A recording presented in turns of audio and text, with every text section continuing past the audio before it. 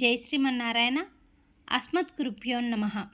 ఒకరు ఒక పని చేయటానికి 1 గంట సమయం పడితే అదే పని 10 మంది కలిసి ఎంతో ఆనందంగా 10 నిమిషాల్లో చేసేస్తారు కదండి.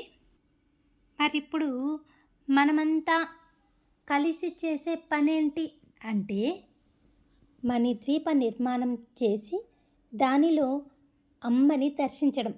ఇది మనమంతా ఒకేసారి ఒకే సమయంలో చేద్దాం. ఎందుకంటే ఒక పుష్పమే అందమైతే పుష్పమాల ఎంత అందంగా ఉంటుంది.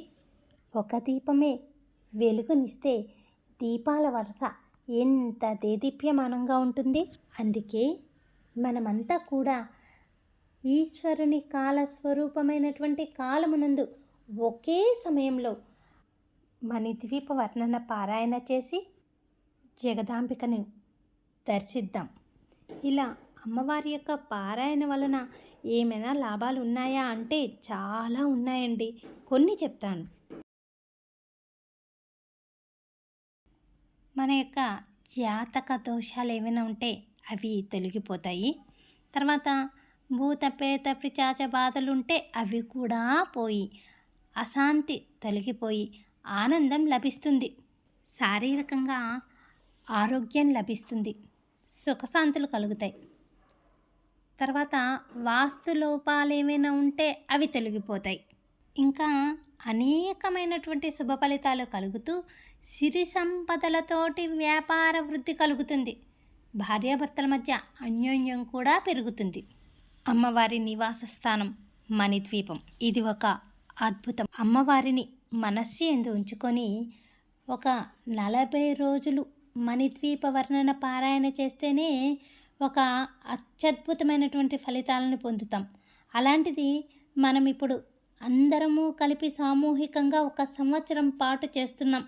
ఇది ఇంకెంత మంచి ఫలితాలను ఇస్తుందో మీరే ఊహించుకోండి. జగన్మాతని మన యొక్క హృదయంలో నిలిపి చక్కగా అమ్మవారిని భక్తి శ్రద్ధలతో పూజిస్తూ ఆ యొక్క పారాయణని చేస్తూ అంతర్గతంగా అమ్మని దర్శిద్దాం. మనస్సు యందు అమ్మనే నిలిపితే మనకు మరొక చింత ఉండనే ఉండదు. మన యొక్క బాధ్యత అంతా అమ్మదే అవుతుంది. తల్లి యొక్క పూర్ణానుగ్రహాన్ని పొందుతాం. తర్వాత జీవితం అనేది తరిస్తుంది. సర్వపాపాలు మనవి నశిస్తాయి. ఇలా అందరం కలిపి చేస్తున్నటువంటి ఈ పారాయణ మంత్రం అవుతుంది. మంత్రం ద్వారా ప్రాణశక్తి పెరుగుతుంది. ఈ కార్యక్రమంలో మనం పాల్గొనడం మన యొక్క పూర్వజన్మ పుణ్యఫలం. మనం భక్తితోటి అమ్మని శరణాగతి చేద్దాం. వినయంతో భక్తితోటి మన యొక్క గర్వాన్ని అంతా కూడా వదిలిపెట్టి శాస్త్రంపై నమ్మకం ఉంచి మదిలో అమ్మనే ఉంచి మణిద్వీపాన్ని దర్శిద్దాం. మనస్సు నిలకడగా లేదు కదా, ఏవో ఆలోచనలు వస్తున్నాయి. ఎందుకు ఇప్పుడు చదవడం, ఆపేద్దాం అని ఆపకండి. మనమంతా కూడా శ్రీ విష్ణు పరివార్. ఈ పరివారంలో ఏ ఒక్కరు శ్రద్ధగా ఉన్నా అందరినీ ఆ యొక్క వారి యొక్క భక్తి శ్రద్ధలు అందరినీ కాపాడుతుంది. అలాంటిది మనమంతా కూడా భక్తి శ్రద్ధలతో ఉంటే మనకి ఎంత మంచి ఫలితాలు వస్తాయో మీరే ఒకసారి ఊహించండి. ఒక దీపమే వెలుగునిస్తే మనమంతా కలిపి భక్తి శ్రద్ధలతోటి తలోక దీపము పెట్టినప్పుడు ఆ దీపాలు ఎంత వెలుగునిస్తాయి. ఆ దివ్యమైనటువంటి కాంతిలో మనం మణిద్వీపాన్ని దర్శించడం ఎంత సులభమవుతుందో మీరే ఊహించండి. మనమంతా కూడా భక్తి శ్రద్ధలతోటి మణిద్వీప వర్ణన పారాయణ ఒకే సమయంలో ఒక 41 రోజులు చేసాము అంటే మణిద్వీప నిర్మాణం జరగడం మొదలవుతుంది. పారాయణ సమయంలో మనకి చక్కటి అనుభూతులు కూడా కలుగుతాయి. ఇదే తపస్సు. ఈ తపస్సు మనమంతా సామూహికంగా ఒకేసారి చేసినందువల్ల తపశ్శక్తి అత్యంత తొందరగా పుడుతుంది. భక్తి శ్రద్ధలతో పారాయణ చేద్దాం. ఒక్కరే పిలిస్తే శబ్దం తక్కువగా వస్తుంది, కానీ అందరం కలిసి పిలిస్తే ఆ శబ్దం ఎంతో మీరు ఒకసారి ఊహించండి. ఒకరి తర్వాత ఒకరు పిలిస్తే శబ్దం తక్కువగా వచ్చే అవకాశం ఉంది, కానీ అందరం కలిస్తే అప్పుడు అమ్మవారికి మనం పిలుస్తున్నామన్నది ఎంత తొందరగా అర్థమవుతుంది. మనమందరం పిలిచేటువంటి ఈ శబ్ద తరంగాలు అనంత శక్తిగా మారతాయి.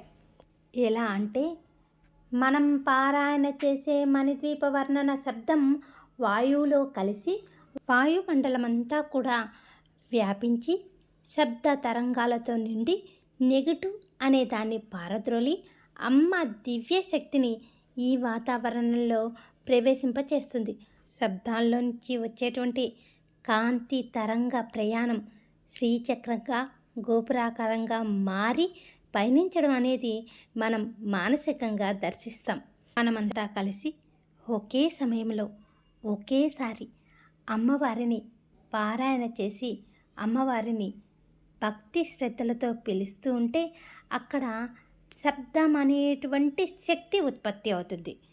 ఈ శబ్ద తరంగాలు అదృశ్యమైనటువంటి కాంతి కిరణాలుగా విద్యుత్ తరంగాలుగా మారి మణిద్వీప వర్ణనలో కొలువైనటువంటి లలితాంబిక పాదాల చెంతకి చేరుతాయి.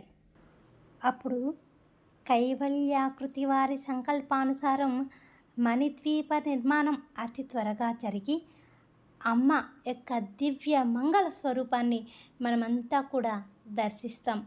జై శ్రీమన్నారాయణ. సర్వం శ్రీకృష్ణార్పణమస్తు.